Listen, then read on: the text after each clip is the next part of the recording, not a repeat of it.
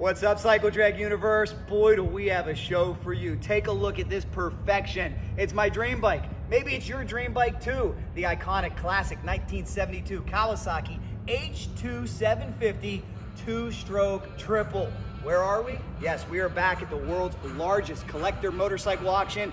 It is Mecum 2022. We found some amazing motorcycles last year, but wait till you see what we have in store for you this year. I'm talking more than 1,750 motorcycles, multiple collections, and dream bikes like that. Sit back, relax, and enjoy, because we're about to go on a quest to find you the coolest, most impressive motorcycles we can find. Let's go.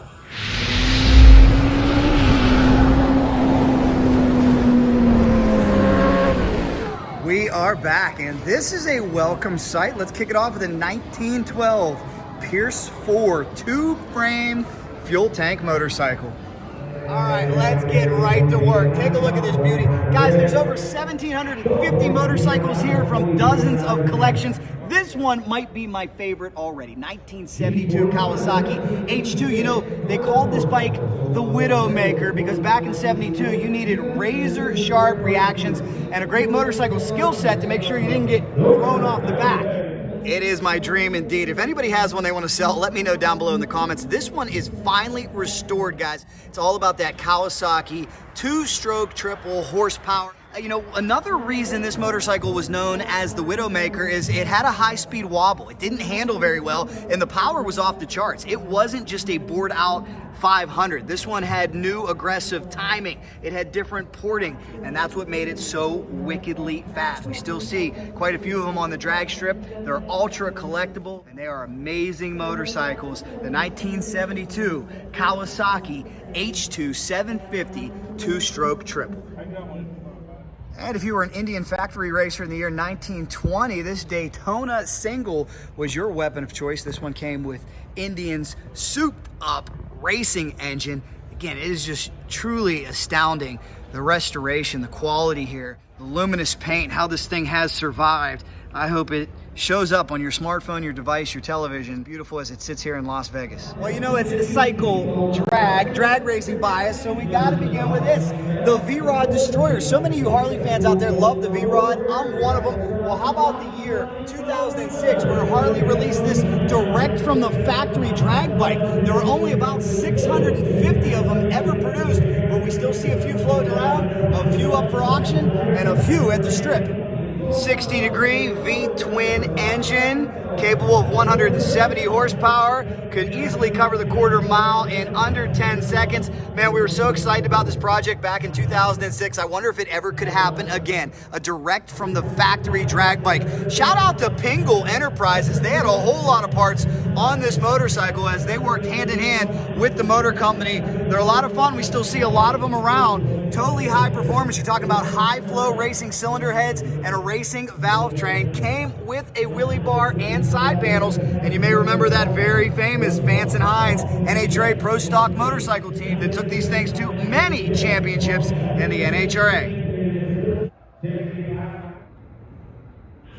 And we're just getting started, so sit back and relax. If you have any stories, if you've ever ridden any of these motorcycles, I want to know down below. Now let me give you a glimpse of what 1,750 collectible motorcycles look like, guys. This is two-wheeled paradise, two-wheeled Shangri-La. And last year, unfortunately, we were closed to the public due to COVID restrictions. Finally, we're open again, and the parking lot, the South Point, was packed. And we're gonna try not to make this a 24-hour video. I could easily sleep here. I mean, you're talking about Z1s, you're talking about classic Harleys, vintage dirt bikes. Let me dive in. I'm gonna try to do my best here. It's always a struggle to cover this all in a day. I might need a week. 1926 Indian Altoona. This one comes out of Nevada. Immaculate, beautiful. This was the fastest Indian of its time period. It's got the original A61 motor. The serial number here, A6166, sold with a bill of sale here at the 2022 Mecum Motorcycle Auction. Here's a 1971 Ducati 750 GT Sandcast. Only 400 of these produced. This one finally restored, all period correct too. The restoration took place about 10 years ago, and it is holding up nicely. Here you go, Ducati fans, let me hear you. We're not gonna get very far. Take a look at this. You know we love the KZ. This one, 1976 LTD 900. This was the last year for the 900. Believe it or not, guys, only about 5,000 LTDs ever produced. Look at how clean it is. And what was really special about this year is it combined Japanese 4-cylinder muscle bike performance with American hot rodding style and flair. That's what the LTD was all about. You remember that Honda ad that said, you meet the nicest people on Hondas? Well, that really helped change the image of motorcycle culture. This one is really special. You know we love the KZs, guys. This one has NOS Goodyear Eagle tires. That's how original it is. 10,631 miles. It is a thing of beauty. Still has that original airbox as well. We know drag racers would take those off right away. This one's gonna command top dollar here at Mecum Auction. It is a 1976 Kawasaki KZ900 LTD. Beautiful. And we're gonna focus on some really cool stories and show you some stuff that's pretty rare. Check this out, guys. 1967 Harley Davidson Softail prototype. This is estimated at $50,000. It's only got 2,400 miles on it since the build. It's a 1967 Pan Shovel Roadworks subshock. It's got a 3-inch stretch chassis, and the big deal here is this was a prototype for a Harley Davidson Softail. It's only one of 36. This is before Roadworks was bought out by Harley Davidson. It's got an S&S carburetor, Fat Boy rear brake, Big Dog master cylinder, wide glide front, all new extra seat and sissy bar included. The buyer to receive 2 vintage bike magazines backing up the Roadworks invention of the Softail frame. Where's my Softail fans out? All right, we're gonna go way back, before my time, probably before your time, probably before your great grandpa's time. 1936, Harley Davidson Knucklehead. Look at this beauty, valued at over $250,000. And there is that legendary twin cylinder 61 cubic inch machine. This one, a real survivor. It's been judged on a 99-point criteria, and it has received high marks. It's one of the stars of the show this year at Mecum. It comes from the Dr. J. Craig Venter collection. It was restored by George Prasad's master craftsman, Ken Preston of Davenport, Iowa. It was purchased from George's collection in 2014. Somebody's gonna walk away with it this year in Mecum. A true piece of history. Do you have an extra $250,000? If you do, this could be in your garage. How about this 1939 Indy? This one will only cost you half as much, $125,000. Well, sir, you may have said it best, because I'm walking by and you're drooling just like I am. You said, that's a bitchin' bike, isn't it? That's unbelievable. God. Look at the detail on it. What do you think of when you see this motorcycle? It's just, you can't believe that they were doing that kind of work way back then. I agree. It's just, the engineering is unbelievable on it. It's awesome. Here's a big question. You got $125,000 to take her home? Oh man, I wish I did. I'd take it with me. Yeah, I think we all would. Beautiful. Wow. Guys, how about matching numbers? Only 34,000 original miles. True piece of history. I think we all want it. All right, we're gonna get back to our more modern bikes in a second, but first let's continue with the Wayback Machine and look at the way things used to be, and then you'll really appreciate and understand the technology and the comfort that today's riders enjoy. This is a 1928 Indian Prince single. Looked a whole lot more like a bicycle than it did a motorcycle. This separated the men from the boys. You want to go back even further? Take a look at this. A 1914 Indian board track racer. This is a small base 8-valve head racer. A minor restoration on this, but not much. It is a survivor. We jump ahead a few years to this 1934 Harley Davidson VLD. Is this thing beautiful or what? Sold on a bill of sale. It is a comprehensive restoration. This was part of America's Classic Calendar in 2009, if you guys were fortunate enough to pick that one up. Great 1937 machine here, but here's one I really want to focus on.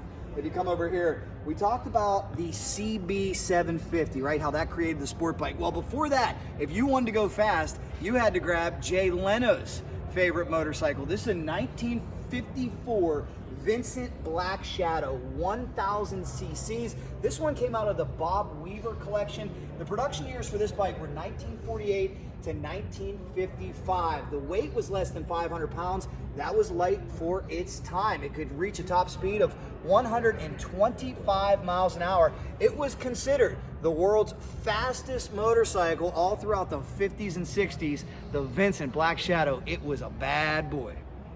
And we continue with an era where motorcycles looked a whole lot more like modern day bicycles than motorbikes. This, of course, is the 1910 Reading standard belt drive machine. What a beautiful bike. This is an older, well-preserved restoration, period correct, side valve, single model. It is a thing of beauty, guys. Here's another one that looks a whole lot like a bicycle. A 1912 highly desirable Indian big base racer. This is very sought after. It was a track racer back in the day, 1912. It won competitions all around the world. It's got a new rear hub. It is the 8 overhead valve model, new carburetor, bigger flywheels. This one sold on a bill of sale. Now take a look at this too. A lot of times we think of motorcycles as adrenaline, something that's cool, something that's enjoyable. A lot of times it was function before form. This one being used to sell flowers way back in the day.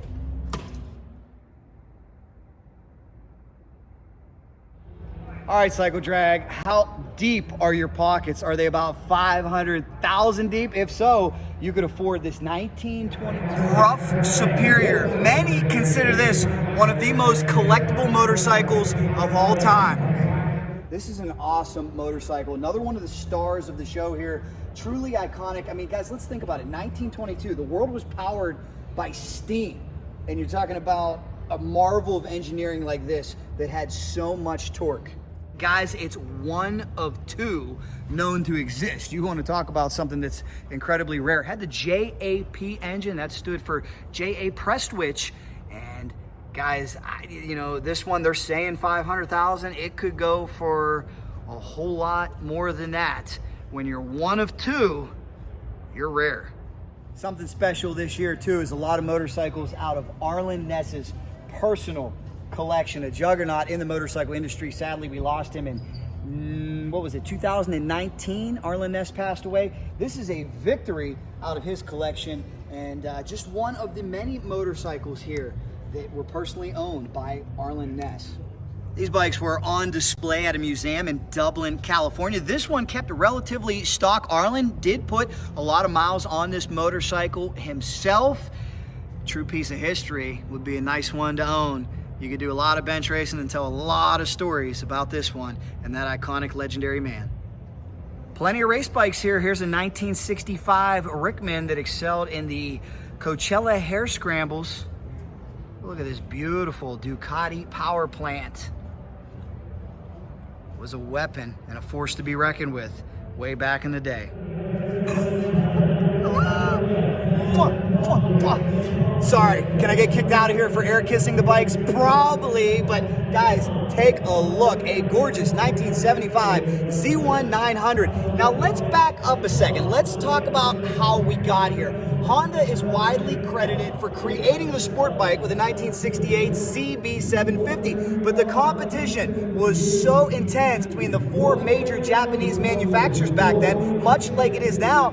Kawasaki had something bigger and badder in the works. Kawasaki saw the writing on the wall with the two-stroke that we saw moments ago. They knew that those days were limited due to the EPA tightening up. They knew that it was time to focus on this four-cylinder juggernaut. The Z1 was introduced in 1972, came out in 1973. It was known as the New York Steak. Why? Because Americans love their steak. They love bigger, they love badder, they love excess. Well, take a look. This is the third year, the Z1 900, 1975. Second year over here. Let's take a look at the 1974 Kawasaki Kawasaki Z1 900, both finally restored. Now let's talk about the collector market in 2022. If you watched our video from the shop of Larry Spider-Man McBride, you saw that we restored some parts. We bought some aftermarket parts. A lot of guys will tell you now, there's more available for this motorcycle in 2022 than there was in 1975. That's because the collector market has blew up so big. But as you ascertain how much this motorcycle is worth as a bidder,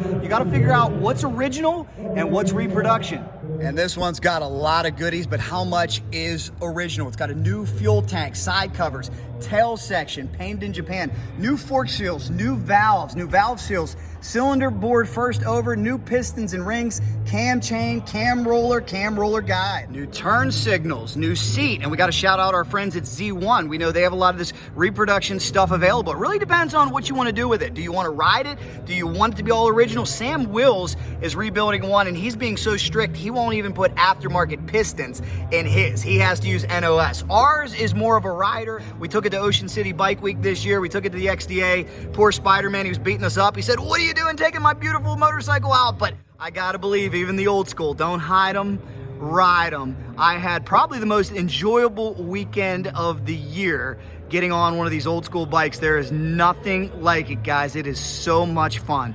And you never know who you're gonna find. One of the most successful motorcycle drag racers of all time, the Pac-Man, Mr. Mike Konopacki from the Great White North of Canada. First off, I'm glad you're here. I guess the border's open and everything, no restrictions? Somewhat. Somewhat. I'm down here commercially. Okay, well, the good news is you're here, and I know you love the KZs like I do. What does this KZ Z1 motorcycle mean to you? Why is it so special?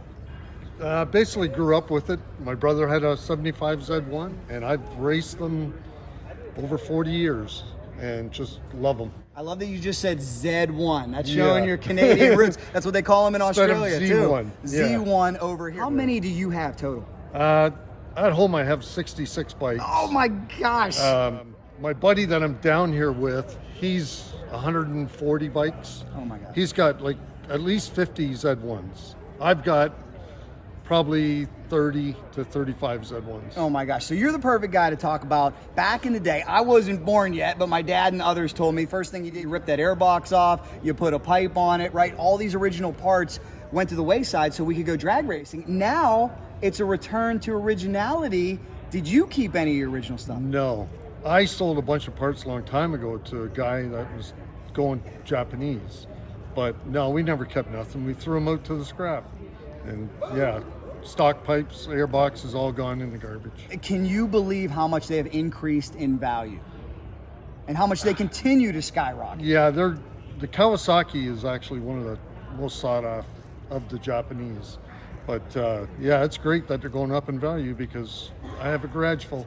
So help me out. I'm in trouble with the great man, Spider-Man McBride. He helped me restore mine, and then I did what he didn't want me to do. I took it for a 700-mile ride. I said, I gotta ride this thing. He said, you better clean it before it comes into my shop. I see both sides of that, but man, there's nothing like riding one of these old school bikes. Are you more in favor of tucking them away or go out and ride it? I have a 74 that I have on the street, but I'm not a big rider, so I think I put 200 miles on it last year. This year I'll have a 73 on the road and the 74. But yeah, no, you got to ride them a little bit, enjoy them. But I also like looking at them in the garage. They're a lot of fun and a piece of history.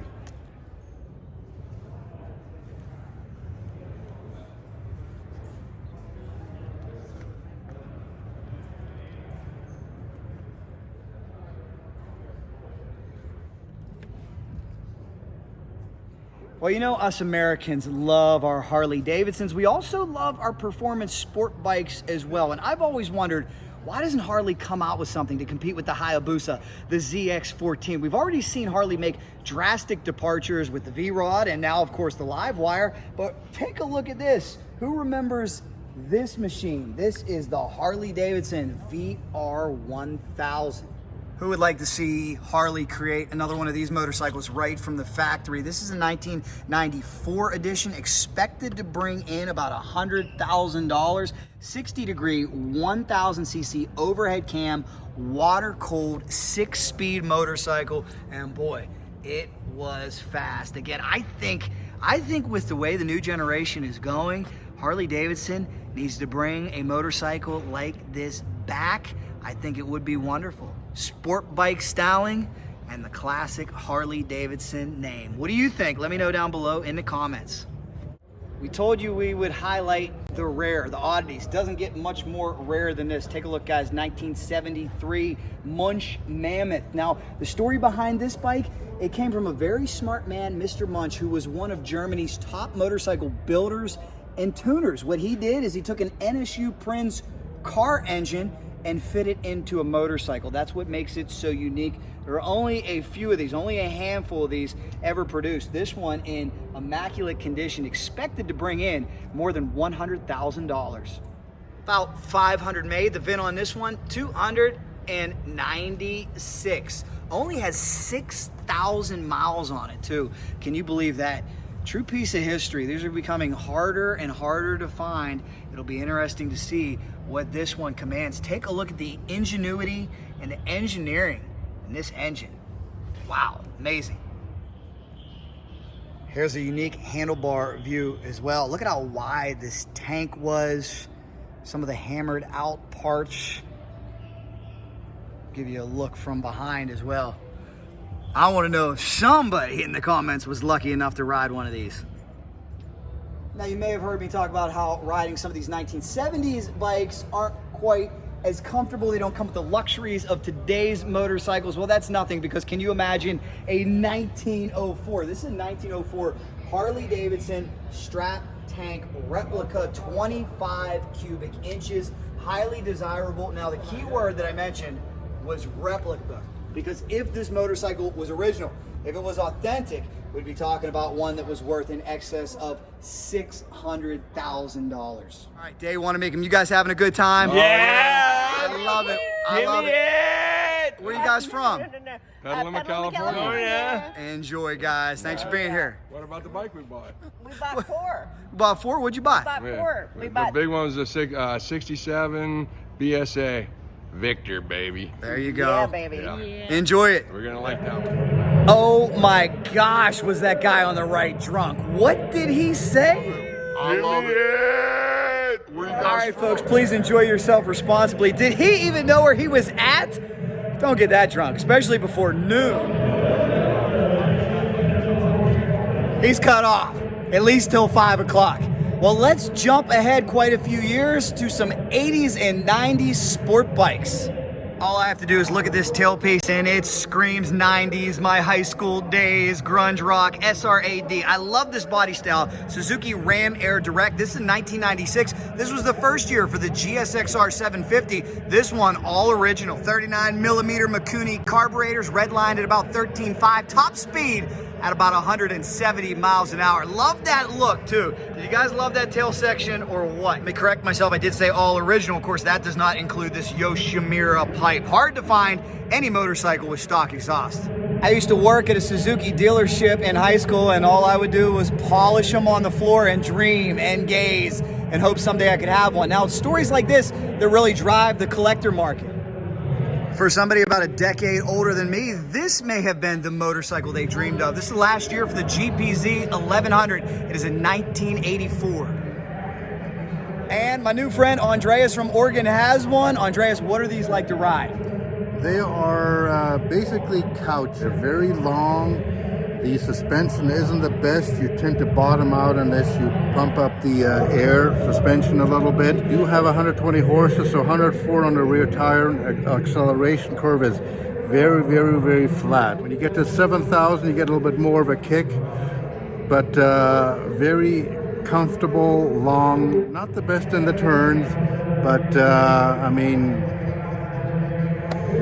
Very they're just collectible. classic bikes. Yes, collectible, I don't know. That's why I'm here for, to find out what they're worth, but some like that should be about 5,000 to 7,000 bucks. Man, I think yours is even cleaner than the one we're looking at right here. It definitely is.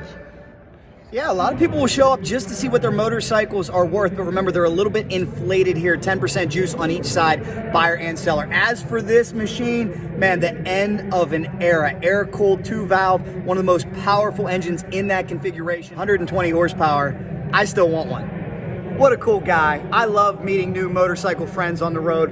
Guys, I want to get back to my dealership story and why that is germane to this conversation, because what really drives the collector market? Well, it's the children of the 60s, 70s, and 80s finally growing up, having money, and being able to afford perhaps what they couldn't when they were kids, or maybe something that they had to sell, something that they had to give away. So what's the danger in that? The danger in that is we don't see too many young people walking around these auctions, and we wonder, what is the future of this market? Right now, prices are sky high. The collectability is through the roof. But just like on the four-wheel side, what is the future? What is the future of collector cars and motorcycles? Will the Gen Zs keep it going, or will they be more interested in maybe a 1999 Hayabusa? Or let me fast forward, maybe a 2022 Hayabusa.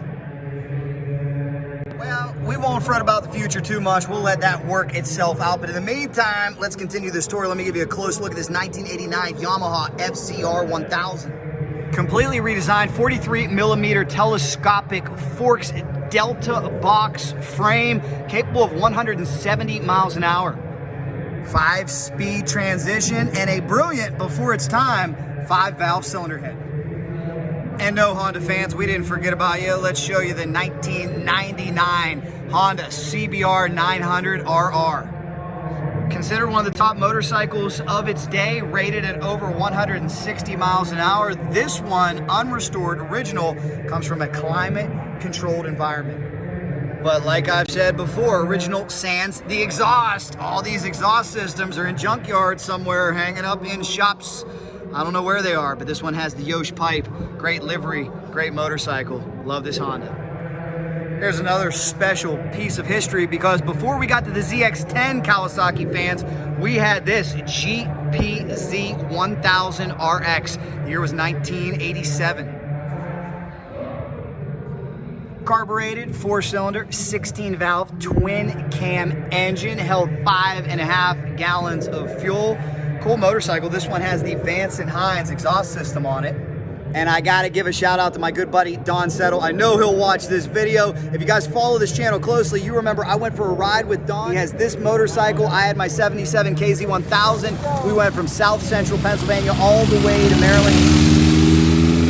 Check this out. Don is an iron butt. I know he didn't buy it brand new, but he's got over 200,000 miles on it.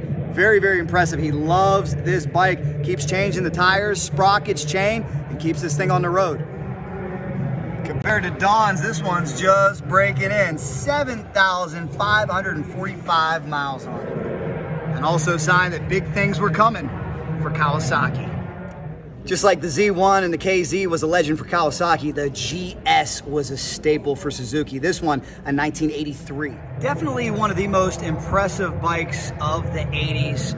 You could pick them up for less than $5,000 way back when. Don't you wish you could get a new one for that now? This one's only got 15,000 miles on it. 5-speed transmission, made about 100 horsepower, but guys on the drag strip would figure out a way to get a whole lot more out of it than that.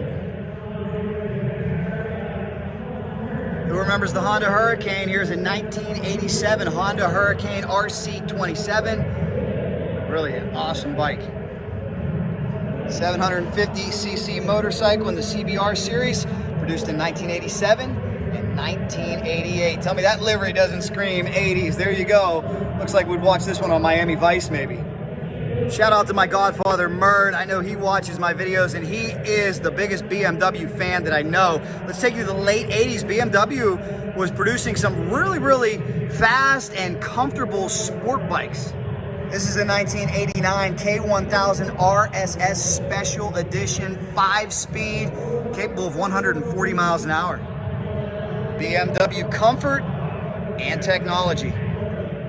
Jump ahead 2 years so we can look at the 1991 BMW K1000. Look at the bodywork. BMW was really ahead of its time with its aero package. A really sleek and comfortable motorcycle. Now let's jump ahead about 15 years with this 2007 BMW R1200S 6-speed. The sleek styling continues, twin cylinder, 1200 cc's, as I mentioned. The slogan for this bike, born in heaven, raised in hell. There you go, BMW. A name we don't focus on a whole lot, maybe a name that doesn't get as much credit as it deserves, Laverda, here is the GS1000, an cconic motorcycle, definitely legendary and known for top performance in its day. This is the 1983 model, 981 cc's, 5-speed, rated at about 130 miles an hour. And this one, 14,000 miles on it. Guess what, guys? This motorcycle here expected to bring in $15,000. It's all about the scarcity and the rarity. Another rare bike, here's a 1999 Laverda 750 Formula Superbike. This one has aftermarket exhaust. Not quite as rare, but a very special and unique motorcycle.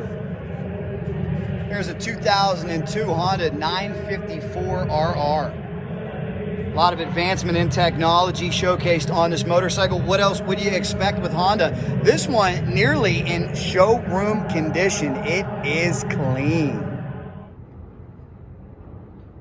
Wanted to step outside real quick and show you something. Mecum does an excellent job with presentation. Look at these steps. How do they do that? I don't know about you, that gets me motivated to climb these stairs and go check out 1,700 plus motorcycles. And of course, this is where the magic happens. This is where the dollars get spent and dreams come true. Freshly rebuilt car, water pump condition, highly original, no reserve. No reserve. 10,000 at 5,000. You're going to get $5 bid. You're going to get $4,500. You get 4,000. You're going to get 4,500. Now 5,000. I got 45 on the floor. $5,000. 45 bid. 5,000. So $4,500 Blake. 25, 2700. 70 bid.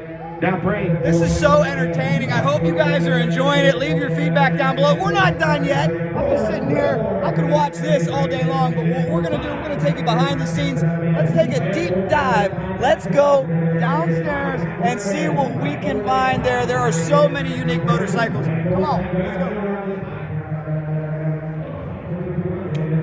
All right, more motorcycles, but wait a minute. Every time I take a step, I gotta stop. Look at the dichotomy here too. Where else are you gonna see an old school CR125 Elsinore next to a modern electric glide, next to a CBX 6-cylinder Honda? Let's go take a look. 1977 Honda CR125M. This one has some unobtainable performance parts on it. Look at the old school DG exhaust system. It's got the long travel forks. Take a look at the wheels. This is the sun gold anodized wheels with stainless spokes. In the rear, Works Performance Stadium piggyback shocks. 1977 CR125. Beautiful. And right next to it, a 2019 Electra Glide with only 71 miles on it. And you may be asking, what is this doing here? This is super new. Well, it must have a good story behind it, and it does. When you think of big motorcycle rallies, Daytona Beach, what's after that? Number 2, Sturgis. There's a reason this one says Sturgis on the front, not just because it's been there. It's actually owned by the city of Sturgis. They're selling it here, and they're going to take all the proceeds and donate it to the Sturgis Museum and Hall of Fame. This motorcycle honored its heritage with classic Harley styling, but it also was very forward-thinking, had a lot of technology in it. Riders loved it because of the bigger gauges. They were easy to see. It's appropriate because it is an adorned and beloved bike in Sturgis and many other places. We're going to see a lot this year in Daytona Bike Week, I guarantee you that.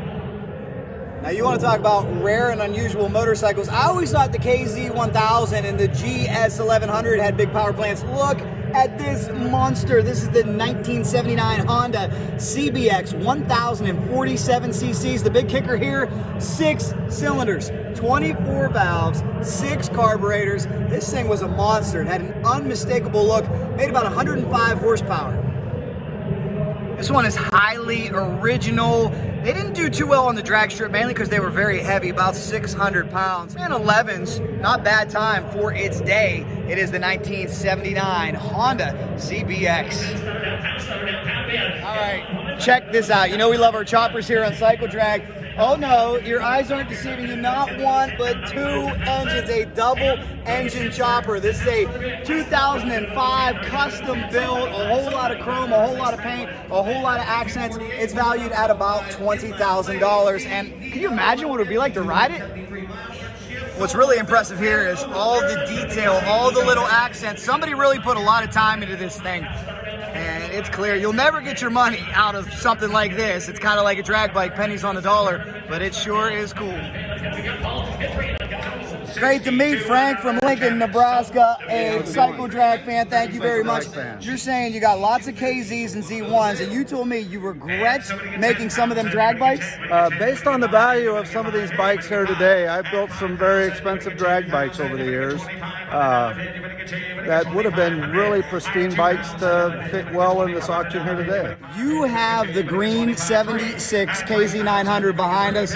Tell me about that bike and how much you enjoy it. Well, you know, it's just, I just buy them to collect them, and they sit around, and you know, I really have no business owning more of them, but I'm just got a place in my heart for the old 900s, and I just can't say no. All right, here's the kicker. What year did you buy your KZ and how much?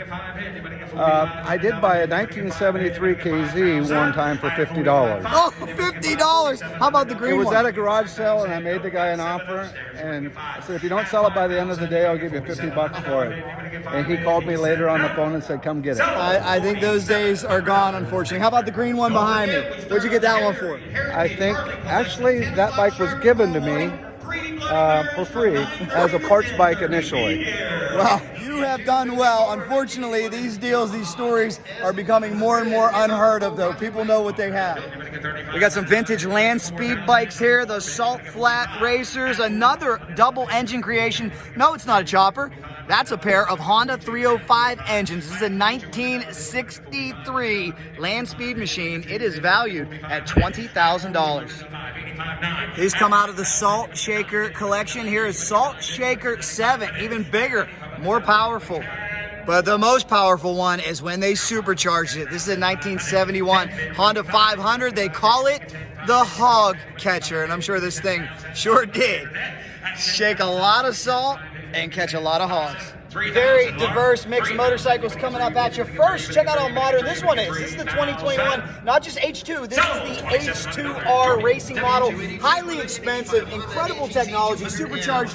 Never really took off, though, the way Kawasaki had hoped. Here's another Honda CBX. This one not quite as clean as the one that we saw moments ago.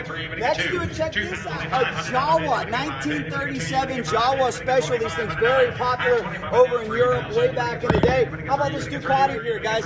2002 Ducati MH900E, all original, but not as original as the one in the box. This is what's crazy when you come to Mecum Auction. Inside this box, a motorcycle just like that one, except it's never been out of the crate. That makes it even more rare, even more collectible. We're talking about $35,000 right now. That 2002 motorcycle is valued at, and it will only go up from here. And we've got handcrafted motorcycles here. This is a 1930 Speed Service hit or miss. It's got an agricultural hit or miss engine. It's got the magneto ignition, rear disc brake, valued at about $20,000. A gorgeous 1930 custom. Right next to it, we're getting even more expensive. 1941 Harley Davidson Knucklehead Trike. It is an experimental military vehicle. Only 18 of them ever produced. The price tag, guess what, guys? Expected to bring in $250,000. Hey, what's up, I love it. What's your name? Saunders Lee. Where are you from? I live here in Las Vegas, but I'm from Oklahoma. You watch Cycle Drag? Man, all the time. You the man, favorite motorcycle? My favorite, all time? Yes. Or the one here? All time. Oh, it's my 82 GPZ 1100. 82 GPZ 1100. That's my baby. That's a good one. That's my baby. 1937 Indian Scout, less than 25 miles on this fresh restoration. This is valued at about $40,000. 30 cubic inch engine, the numbers do match. Beautiful. Let's go back even further. 1915 Flying Merkle board track racer. This one has been in storage for 20 years. It is beautiful. This thing valued at about $110,000. I believe this 1916 Indian 8-valve board track racer came out of the same collection because it's been in storage for 20 years as well. Somebody had the foresight to tuck these away long ago, and then the last 20 years, for sure, somebody knew what they had and said, I'm just gonna sit back and let the value go up. Maybe ended up in somebody's estate. This one valued at $60,000. This one also out of the same collection. You guessed it, in storage for the last 20 plus years. This is a 1916 Harley Davidson board track racer. Take a look at these tires, guys. Talk about separating the men from the boys. Looks like high-speed bicycle racing today. 1956 Harley Davidson Survey car. Do I have any trike fans watching? This one, rough but original, and that's what matters. It is another survivor, a piece of history. The small bore bikes, just as collectible. You know, these are the ones that were probably asked for incessantly. Santa Claus, please bring it, but it never came. Well, now for a lot of these gentlemen who have succeeded in careers, they can go get them now. It's going to cost a whole lot more, though. It's a 1976 Kawasaki KH100 two-stroke single. This one's in great shape. It's a rider too. They just had it out last year. It has that candy royal blue paint. Unmistakable. So beautiful. 1964 Honda S900 extensive restoration. It's got 4,000 miles on it since the resto, which is hard to believe because look at how clean it is. They must have babied it, and I don't blame them. It's clean. Oh, here's a rare one. We're digging deep for you. 1976 OSA 350 Mar, Mick Andrews replica. Trials bike. Now this one did have a minor restoration. The frame has been powder coated, everything else all original, and we see that often. I mean, some of these bikes that were abused back then, you don't expect them to be perfect. Guys do like to touch them up a little bit. The jury's out on how much you should do that versus keeping it original. It really comes down to personal preference. Well, when you talk about Christmas wishes, this one may have been the most asked for when it comes to Santa Claus. The Honda Mini Trail 50, the Z50. My stepdad grew up on this bike. He still has it. He loves it. We may have to restore it. I don't know. But these things becoming more and more collectible for the reasons that I outlined. This one is in 1971 with a light restoration. These are known as monkey bikes. That moniker comes from what an adult looks like when they try to ride one of these things. Your knees are sticking out, but it's a whole lot of fun. This is one of the motorcycles I learned to ride on. Truly beloved. There's a 2020 Harley Davidson Road Glide built for the, you guessed it, the Buffalo chip. It's only got 12 miles on it. Not exactly sure why it's for sale, but it is here nonetheless, a custom. Shout out to Byron Dose Airbrushing. He did all the artwork on this motorcycle. Fantastic job. Looks great. Maybe someone will buy it and take it to the Buffalo Chip this year. Of course, we continue with rare and unique. Take a look at this, guys. 1933 Indian motoplane. Okay, it was last owned by Fred Ellsworth, a famous rodeo clown. It's in all original condition. Now, are you ready for this? Sold on a bill of sale. How much do you think it's worth? How much would you spend on this? It all depends on who the buyer is. Valued at $100,000. We love high performance here. You know we love the V-Rod, one of my favorite bikes. I don't know why Harley doesn't make it anymore. Hopefully they bring it back. But here's one like you've never seen before, all chrome. This is a 2002 machine. It's got etched flames, and this is how you know it's really special. Anytime Willie G autographs, Bill Davidson autographs it on the other side, you know you have something very, very special. This motorcycle was featured in many magazines, 165 horsepower, Vance & Hines built supercharged engine, Orange County Choppers fabricated parts for this. It's got a tuner racing clutch, 240 kit, original heads. To return to factory engine will be included, supercharged belts, drive belts. It's been in climate control storage. All right, I got some Oklahoma drag bike racers here. Great to see you guys. Hey, here's what we're talking about. You said something very intelligent. A lot of these motorcycles, you'll never get out what you put into it. We know that as drag bike guys, don't we? Happens to me all the time. All the time. You do it for the love of it, for the fun of the sport, not for the rewards or the money. You guys buying anything today? Not yet, but we're going to. Good luck to you. Selling. Sold. They're making money. Look at this massive Honda too. Big full-size bikes here, and check it out. Maybe we got full-size guys on. What in the world? Take a look at this. They got it all here. Let's get the scoop. Always good to meet new friends. John from Minneapolis, Yeah, a unique purchase. You're a big boy. What are you, about 6'2", yeah. How much you weigh? 220. 6'2", 220. So why did you buy one of the smallest motorcycles here? That's a very good question. It was adorable. And I thought, you know what? I've got a son and a daughter who are at that age, maybe grandkids on the road. And I'm like, all right, I'll invest for the future because it's too cute to pass on. What the heck is it? I don't know. It's Bob Gines is a guy who has a lot of custom bikes here. And I was walking around the show yesterday and I saw it and I'm like, man, that thing's just adorable. It's too cool. And it's completely custom. It's got a little Trail 90 engine and completely custom frame, shocks, forks, everything. It's just got the right look, and you know, that's the power of Mecum. You get here and you never know what you're going to see. What was the final hammer price on it? $2,500. $2,500. Did Yep. you face some competition there? Or? I did. As a matter of fact, the kid, the owner's son, was supposed to have been on it for somebody else, but he ended up going off to the restroom, and he had a bid, $3,500 bid that ultimately didn't get placed. So saved by the hammer, I guess. Explosive need for a bathroom That's break. it. Okay. That's and it. You got to compete against people online sometimes too. So I know it. It's not easy. And I got permission, you know, so I texted my wife and I said, you know what, I think we should own this thing. And I got a ride home for it. So I've got a friend that's driving back to Minneapolis and he's got a pickup truck. I said, that's going in the back seat. Well, that's cool. I don't even think you need to put it in the back seat. You could probably put it on the overhead on your Delta flight home. Yeah, you're right about that. What do you think? Pretty comfy? Yeah, it's you know, honestly, I wish it was a little smaller. It's a little big. Just it's kind of the reach is intimidating. Yeah. So cool. Here's a motorcycle that has skyrocketed in value. I call it a motorcycle. It's a mini motorcycle. I wanted one when I was a kid. 1986 Yamaha YSR 80. This one has a sidecar. Okay, are you ready for this? This thing sold for $16,000. Wow. Oh, I found one that brings back some golden memories for me. 1989 YZ250. The brothers are here. What are your names? Scott and Kyle Kozak. Nice to meet you guys. I see the perpetual smile because they bought a motorcycle today, the YZ250.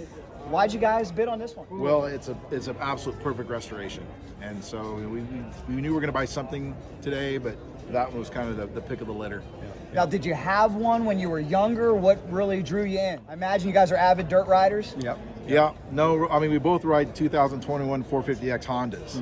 So, but we've been going back and buying some old bikes that we didn't have. We both had 79. I had a 125, he had a 250. Yep. And so it's just it really just came down to the quality of the bike. Yeah. That's what's so cool about these dirt bikes too, is we see a lot of street bikes surviving, right? But we know what we did with this motorcycle in 1989. By the time it got to somebody like me, fourth owner, cutting lawns to pay for it, I smashed it, destroyed it, rode it off a cliff. So you don't see too many of them in this condition. I mean, it's pretty impressive when you can see one restored to this quality. Well, that you can tell the time that he put in it. I mean, the time he's got in is probably worth as much as the bike. Yeah. So it's just a really, really complete, good job. Are you going to ride it, or is it going to sit in the corner as a conversation piece? Well, we got 91 bikes in the collection, so that one's going to set. We have our riders, but that one will set in the collection. It's too nice to ride. Final question here for the brotherly rivalry, perhaps. Who gets to keep it? Well, Scott actually said, look, I'll go on it with it, but it has to stay at your house. See, when you get married, everything changes. We used to fight over it when we were younger. Now, happy wife, happy life. Well, my wife says, when's it coming? That's all she says anymore. That's a good girl. Yeah. You're talking to the wrong dude. Another astounding, jaw-dropping double V-twin. Look, this one's got twin turbochargers. It's been in several magazines. It has won America's Most Beautiful Motorcycle. Can you believe that? 350 horsepower. It's got an 8-ball chassis, twisted metal fabrication, a Rick Santana seat, electrics by Linda Brogard, graphics by Matthew Brogard, chromed out, assembly by Bud Price. This one valued at $100,000. You've seen it in Cycle World and Americycle. Multi-time Best of Show winner. If you get me in the picture, the value goes up. Yeah, that's right. Look at the old school Mecum 490, beautifully restored. Can't forget about the 1971 Honda Trail 70. My best friend had one of these growing up. He had 3 brothers. He had me, he had another friend. Guess what that means? We'd get off the school bus and 5 guys would take turns riding it incessantly all night long. These things could take some abuse. We'll stay with it, Honda fans. This is a 1981 CB900 Custom. Great looking motorcycles if you ask me. There's a 1978 Suzuki GS 550 with only 10,000 miles on it. That's one of my favorite paint schemes right there. As a drag racing guy, I think about the old Terry Vance Pro Stock motorcycle. So cool. Love this one, the 1980 Kawasaki LTD 1000 with the Vance and Hines exhaust. Really clean, all polished out. Has the mag wheels. Next to it, the Water Buffalo, the 1979 Kawasaki KZ1300, made 120 horsepower back in the day, shaft driven. These are ultra collectible as well. 2 pieces of Kawasaki muscle bike history. Absolutely love them. 83 Honda ATC 250 3-wheeler. There's a reason they don't make these anymore. How many of you out there had one and flipped one? They are super cool. They didn't handle too well though. Wouldn't be a video without a BSA. Here's a 1967 BSA 441 Victor Thumper. Great bikes, great manufacturer. They're awesome. Here is the Whizzer. Don't know much about this motorcycle. Here's one I do know a thing or two about. I wanted one so badly. 2001 KTM 520. This one looks like it's ready to go out in the woods or the desert right now. These motorcycles particularly popular out west as well, where you have a lot of land to open it up. On the single track stuff back east, 520 oftentimes is overkill, but perfect for the desert racers out here. Another piece of eye candy for you. FXR SS Mark II. Wow. 1970 Kawasaki H1 Mach 3 Triple, freshly restored, valued at $20,000. There you go, two-stroke guys. Still in the box. I wonder if a lot of dealers are going to start doing this. I know when it comes to baseball cards, a lot of guys will break open a box and then they'll put one away. Is it going to be the same with motorcycles? Obviously, motorcycles are a whole lot more expensive than baseball cards and a lot harder to do that. Well, we have mentioned the CB750 and how it created the sport bike. We haven't shown a ton of them. There's not a ton here. They're drying up. Here's 1973 Honda CB750. It is beautiful. I want it, I want it, I want it, I want it. Yes, I said that 4 times, guys. This is the 2015 Kawasaki ZX14R, very special 30th anniversary for the Ninja. Same paint scheme as that iconic 1984 motorcycle that started it all for the Ninja. Now get this with this one. It's never been started. It's mint, it's cherry, expected to bring in about $20,000. Some real oddities here. The Indian Velocette. I'm here with my man Dave from Los Angeles. Dave, I had to talk to you. I have to give you a pound because you are one of the many experts walking around. I can tell you know your motorcycles, and you say this one's special to you. Right. Tell me about it. Okay, this is a very unusual machine. There was a fellow named Floyd Clymer, who was a sort of an inventor, a raconteur for motorcycles in the 50s and the 60s. And Velocette was a highly revered classic British motorcycle that actually the architecture of the bike didn't change even from the 1930s forward. So this bike actually was made in 1970. So you can see the longevity of the machine.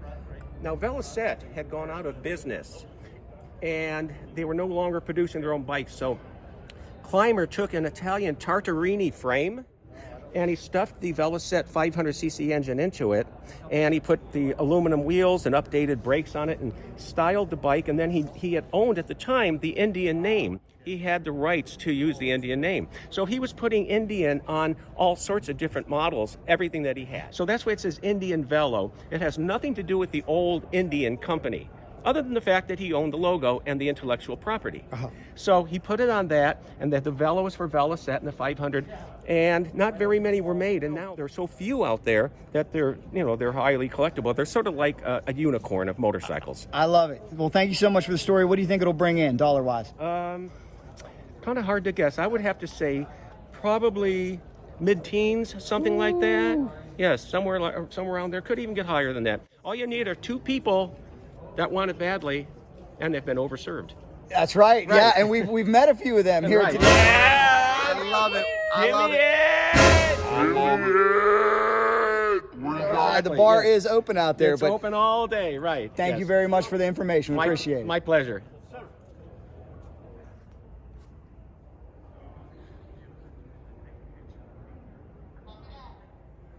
We'll go back a few years with this 1990 Kawasaki ZX7. It's got the Muzzy pipe. Muzzy was tearing up the road course back then. It's beautiful though. Love that classic Kawasaki insignia and livery. The special motorcycles just keep on coming, and I found a special friend. I got to give you a pound. Always good to see my man, the human encyclopedia, John Cramen. It doesn't matter if it's cars, bikes, you know it all. And you led me to this amazing piece of Americana. Tell me about this bike. Yeah, you know, there's one thing, folks that have knowledge, and I get that and I respect that, but it's really about passion. And you and I share such a strong love and interest for motorcycling, cars as well. But what we're focusing on and celebrating here is motorcycles. And this one stuck out because if there was one representative of what I would consider to be pop culture and motorcycling coming together, it would be from the 1969 hit movie, Easy Rider. This is a bike very similar. In fact, it's a pretty close exact replica of the bike that Peter Fonda used during that movie and really put choppers and motorcycling in general on the map. Now, this motorcycle was one of 3 that were built by the actual original builder back in the late 1960s. And it's got just a light patina on it, which I think adds to the charm. It started life as a 59 Harley-Davidson FL Panhead, but obviously it's in that Captain America mode, which was nicknamed that right away, obviously by the paint design of the gas tank.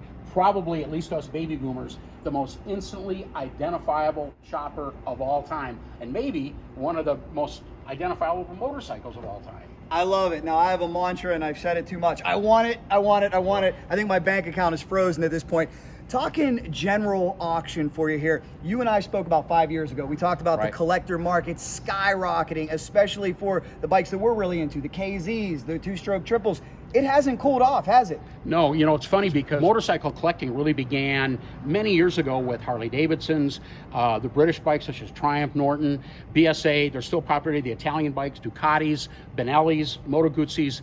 But what we've really seen, even since the last time that you and I talked, is a continued increase on a percentage basis of vintage Japanese motorcycles, primarily from the 60s and the 70s. But what we're seeing now, and here at this auction in particular, are even superbikes from the 1980s and the 1990s. They're becoming vintage and collectible now. Those of us that wanted one back in the day that didn't buy one, or those of us that had them and got rid of them, we're starting to kind of want to relive our past. And so that's a big part of the future as we go forward with motorcycle collecting.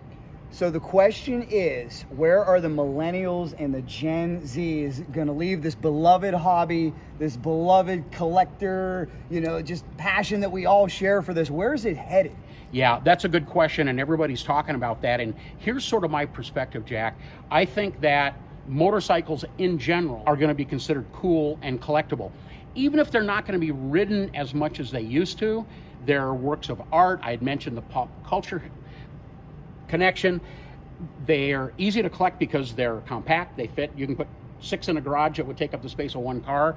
But here's what I have seen. As those of us that are baby boomer enthusiasts, as we age, so are the younger guys. Now, 20, 30-year-olds probably not going to really resonate with a motorcycle like this or a lot of the collector bikes here. But maybe as they get a little bit older, like we're seeing with the car buyers, it's a different market, it's a different mindset. What is old is still cool. And I call that the legacy buyer. Compared to me, I'm a nostalgia buyer. I either had them or wanted them back in the past. I've got a small collection, and I'll always have them. And so as we age out, so are the younger buyers. So I think that those guys maybe in their 40s and 50s right now are just starting to understand how cool all this stuff is. And eventually, I think as they get a little bit older, get their bills paid off, and they want to sort of start investing in collector items, I think these motorcycles are going to be popular indefinitely. Yes, that's what I like to hear. I love agree? it. I love it. Well, congratulations to you guys. Mecum has done a wonderful job navigating a very difficult COVID era. Well said. And also a new TV package now on Motor Trend TV. That's where you can hear the golden voice of John Cramen. So congratulations on that. Thanks a lot, Jack. Always a pleasure, my friend. Thank you so much. You bet, man.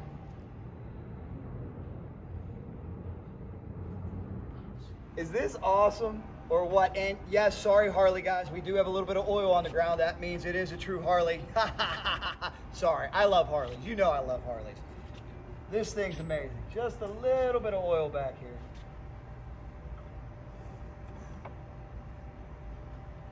Gorgeous. By the time we got to 1985, the Kawasaki LTD was still being produced, but it looked quite a bit different. This one's holding its value, though, estimated at about $10,000. My man Shane from Minnesota. Take my beard off. Okay, we'll take your beard off. No problem. Hey, 4 interviews. Anyhow, what I want to ask you here, 3 Z1s. Yep. What are you seeing with these Z1s? Are they skyrocketing in value or what? Very skyrocketing. Very cool. Do you have a lot of parts at home? I do. Okay. A lot of parts to sell. Are you still actively buying these bikes and restoring them? Nope, they're very hard to find. I know, they're drying up, aren't they? Yep. Well, enjoy what you got. I hope you keep one for yourself. I hope I didn't. Nice to see you. 14 of them gone. 14 of them gone. He's cashing out. I could look at these old Kawasaki's all day. At some point, though, I think we got to get out of here. I could look at all these motorcycles all day.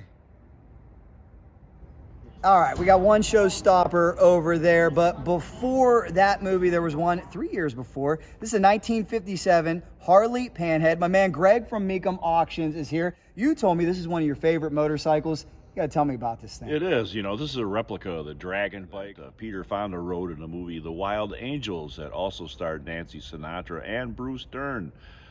This is the bike that's a hero bike that Peter Fonda rode in the movie. And it was a Roger Corman directed B-movie bike exploitation. It's just my favorite. Peter Fonda has a soliloquy in the middle of it at Luther's funeral where they desecrate this church. It's just, you know, it's a movie that you have to see. But the opening of the movie concerns this Dragon bike with Peter Fonda on it. He's rolling out. He almost runs over a kid on a tricycle and stops and takes off. But the intro music soundtrack for the movie is Blues Theme by the Arrows, and Peter Fonda's character in the movie is Blue. Okay. So it's just a, you know, it's a document of its time. It was 3 years before Easy Rider, as I said, and you know, it kind of kicked off the whole thing. All right, anything older than Jaws I haven't really seen, so I better catch up. I got to go way back. Talking about this auction, another home run this year, more than 1,750 motorcycles. I mean, what are you seeing out there, the current state of the collector market right now? We're talking about how the pandemic has pushed everything up, and it seems like this is no exception. What are you seeing? It's not an exception. You know, I think maybe motorcycle collecting public is a little bit more down to earth, but you know, the trend is upward. You know, we've seen it, the excitement here. We had a soft opening on Tuesday that there was twice the bidders there that I expected. You know, I think, yeah, we're going to set some more records at this auction for sure. Good luck to you guys. You guys are on a roll, All right, breaking records left and right. Probably going to break another one here this weekend. And what in the heck is this? 2012 V-Rex 2? This thing's exotic. If you know anything about it, let me know down below in the comments. Wow. It looks like one of those machines that Paul Tuttle built for the biker build-off. Here's another Yamaha YSR. This one is a 50. Guys, these things are so collectible. Many really enjoyed riding these on the street. Get your hands on one if you can.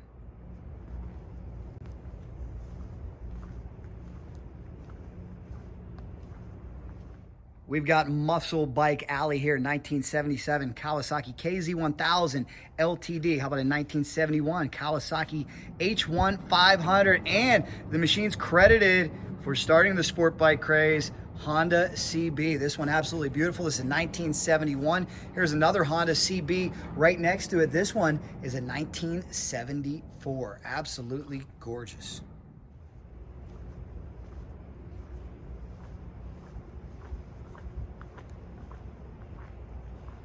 Remember the Indian board racer that we saw earlier? Here's another 1914 Indian racer. This one original though, not restored.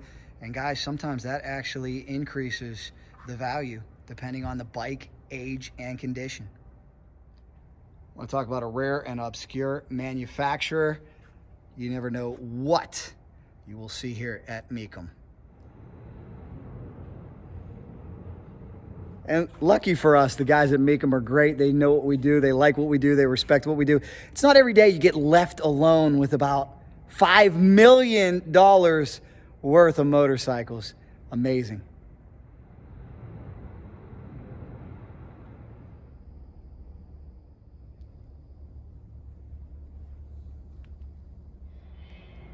All right, these two line up on the strip. Who wins, the Z1 900 or the 6-cylinder CBX? Well, you guys know I know the answer to that question, but I will let you debate it down below. Maybe some of you feel differently. Maybe if we do it on the street, like the Street Outlaws, maybe there's a different outcome. Certainly is going to depend on who's behind the handlebars. Some really special motorcycles here. 1912, 1913, from all different years. Where else could you see a 1903 Mitchell next to a 1901, next to a 1969 Kawasaki, next to the 1976 LTD that we love so much? Great variety here.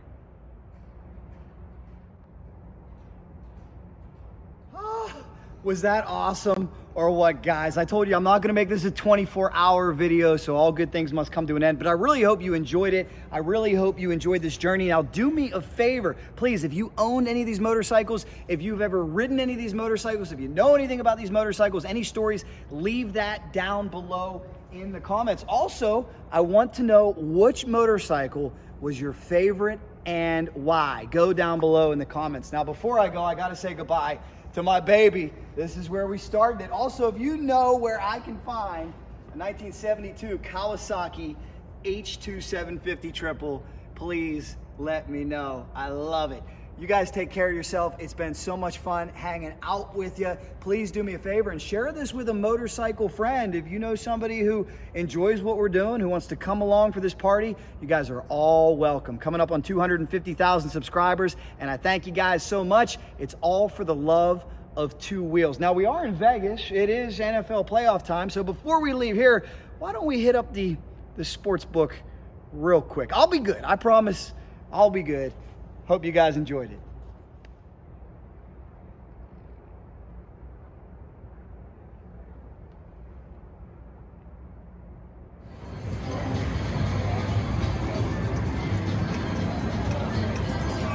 From the sports book in Las Vegas, Nevada. If you like that video, here's another one for you. Subscribe right in the middle. Be a friend, tell a friend. And you know, if there's anything exciting motorcycles or sports we're in, Cycle Drag rolls on.